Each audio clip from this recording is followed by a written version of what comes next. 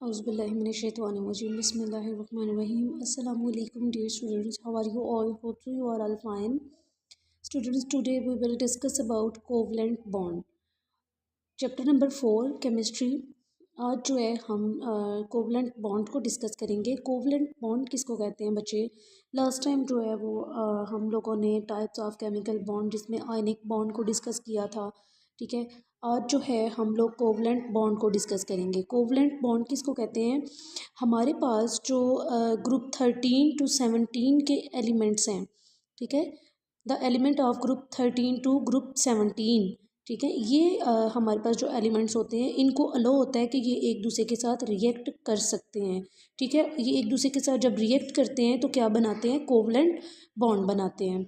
ठीक है, अब ऐसे इलेक्ट्रॉन्स या ऐसे एलिमेंट्स जो आपस में म्यूचुअल शेयरिंग के साथ बॉन्ड बनाते हैं। ठीक है, एक ऐसा बॉन्ड बन रहा है जिसमें म्यूचुअल शेयरिंग हो रही है, यानी कि इलेक्ट्रॉन का जो ट्रांसफ़र कर रहे हैं वो दे भी रहे हैं और ले भी रहे हैं। ठीक है, इसको हम कहते हैं म्यूचुअल शेयरिंग। म्यूचुअल शेयरिंग मतलब समझ आ गई होगी आपको कि वो इलेक्ट्रॉन जो है वो एक्सेप्ट भी कर रहे हैं और डोनेट भी कर रहे हैं। तो दोनों जो हैं वो म्यूचुअल शेयरिंग करेंगे और म्यूचुअल शेयरिंग की वजह से जो उनके दरमियान एक बॉन्ड बन रहा है उसको हम क्या नाम देंगे? Covalent bond. अब मैं इसको रीड करती हूँ, देखें। ऐसा बॉन्ड जो कि म्यूचुअल शेयरिंग की वजह से बने उसको हम क्या कहते हैं? Covalent bond. The element of group 13 to group 17 when allow to react with each other. 13 to 17 के ग्रुप के एलिमेंट्स जो होते हैं वो अलो करते हैं कि वो एक दूसरे के साथ रिएक्ट करें। They form a chemical bond by mutual sharing of their valence shell electron. तो वो जो है केमिकल बॉन्ड बनाते हैं म्यूचुअल शेयरिंग की वजह से। दिस टाइप ऑफ बॉन्ड, इस तरह का एक बॉन्ड विच इज़ फॉर्म, जो कि बनता है due to mutual sharing of electron. Mutual sharing of electron की वजह से is called a covalent bond. उसको हम क्या कहते हैं? Covalent bond. The energy changes during the covalent bond formation are of considerable value. When two atoms approach each other, attractive forces develop between electron of one atom and nucleus of the other atom. जब दो atom एक दूसरे को approach करते हैं, तो approach का मतलब क्या है कि एक दूसरे के बारे में जानते हैं। ठीक है, तो जब वो उनकी अप्रोच जो है वो किसकी वजह से होती है? दो एटम्स के दरमियान उनकी अट्रैक्टिव फोर्सेस की वजह से, और अट्रैक्टिव फोर्सेस जो हैं वो डेवलप होती हैं। ठीक है, जब वो अप्रोच करते हैं तो उनमें अट्रैक्टिव फोर्सेस जो है वो डेवलप होती हैं उनके दरमियान, एक एटम और दूसरे एटम के न्यूक्लियस के दरमियान। ठीक है, और अट्रैक्टिव फोर्सेस का मतलब क्या है कि वो एक दूसरे को रिपेल करेंगे। ठीक है, पॉजिटिव और नेगेटिव होने की वजह से। Then simultaneously repulsive forces between electron of two atom as well as between their nuclei are also created when the attractive forces dominate. जब अट्रैक्टिव फोर्सेस डोमिनेट होती हैं, अब वो डोमिनेट क्यों होंगी? डोमिनेट का मतलब क्या होता है? प्रोमिनेंट होना किसी चीज़ का। तो डोमिनेट, वो फोर्सेस जो हैं वो डोमिनेट क्यों हो रही हैं एटम्स के दरमियान? क्योंकि जो डिस्टेंस है उनके दरमियान वो कम हो रहा है। ठीक है, उनके डिस्टेंस के कम होने की वजह से उनकी जो डोमिनेशन है वो क्या होगी? वो ज़्यादा हो जाएगी, और उस नतीजे में जो बॉन्ड है उनके दरमियान वो केमिकल बॉन्ड बनेगा। The formation of hydrogen, chlorine, nitrogen and oxygen gases are few example of this type of bonding. अब हमारे पास ये चंद एग्जांपल्स हैं जिनके दरमियान जो है वो केमिकल बॉन्ड जो है वो बनता है। ठीक है, और केमिकल बॉन्ड हमने देखा कि किस तरह से बनता है, म्यूचुअल। यहाँ पे जब इनके दरमियान अट्रैक्टिव फोर्सेस पैदा होती हैं। अट्रैक्टिव फोर्सेस क्यों पैदा होती हैं? क्योंकि इनके दरमियान डिस्टेंस जो होता है वो कम होता है।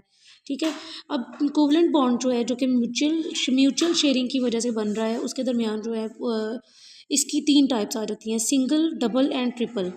अब सिंगल कोवलेंट बॉन्ड किसको कहते हैं? सिंगल कोवलेंट बॉन्ड कहते हैं बच्चे जब शेयरिंग हो रही होती है इलेक्ट्रॉन की, दो इलेक्ट्रॉन्स की पेयर की फॉर्म में। दो है ना, तो पहले मैंने वर्ड यूज़ किया है दो, मतलब कि पेयर की फॉर्म में है।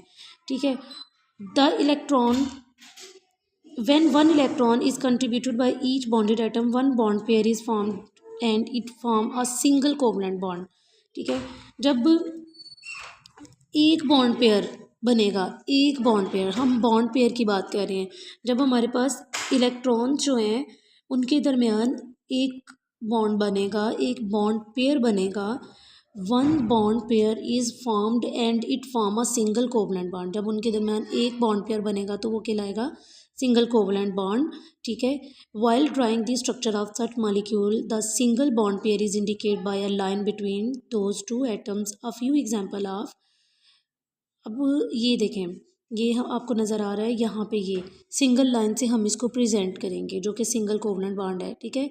इसको हम इंडिकेट करेंगे सिंगल लाइन के साथ, सही। अब यहाँ पे हमारे पास एग्जांपल आ जाती है सिंगल कोवलेंट बॉन्ड की, hydrogen chlorine hydrochloric acid and methane की, ठीक है। ये आपने, ये बड़ा इंपॉर्टेंट लॉन्ग क्वेश्चन है, इसको आपने अच्छे से याद करना है। ये आपको शॉर्ट क्वेश्चन में भी ये डेफिनेशंस आ सकती हैं, ठीक है। और ये एक कोवलेंट बॉन्ड जो है वो एक लॉन्ग क्वेश्चन भी है। सेकंड देखें, double covalent bond. Double covalent bond जी किसको कहते हैं? व्हेन ईच बॉन्डेड एटम, अच्छा मैं आपको आसान तरीका बताऊँ, ये सबकी डेफिनेशन सेम है, ठीक है। जब आपने बस एक वर्ड को चेंज करना है, आप इसको कह सकते हैं पहले कि जब एक बॉन्ड पेयर बनेगा तो उसको हम कहेंगे ये क्या है, ये सिंगल कोवलेंट बॉन्ड है, ठीक है। जब हम कहेंगे कि ये यहाँ पर देखें टू बॉन्ड पेयर, एक बॉन्ड पेयर बन रहा होगा तो वो सिंगल कोवलेंट बॉन्ड कहलाएगा, दिस वन, ठीक है।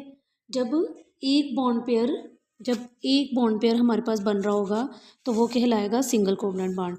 जब हमारे पास दो बॉन्ड पेयर बन रहे होंगे तो वो कहलाएगा double covalent bond.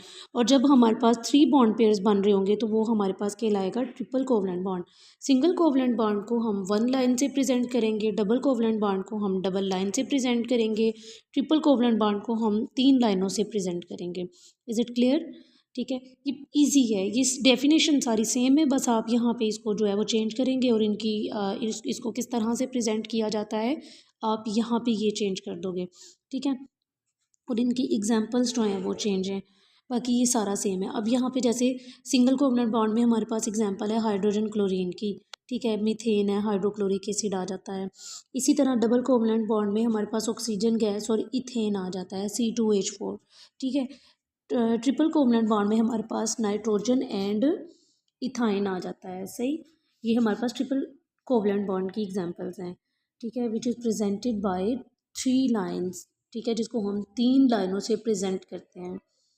Hope so students आपको समझ आ गया होगा। अगर कोई क्यूरी हो, कोई क्वेश्चन वगैरह हो तो आप जो है वो पूछ सकते हैं, ठीक है। तो आप लोगों ने, ये लॉन्ग क्वेश्चन है, इसको अच्छे से पूरे क्वेश्चन को याद करना है, ठीक है। शॉर्ट के लिए, शॉर्ट में ये तीनों में से कोई भी टाइप पूछी जा सकती है।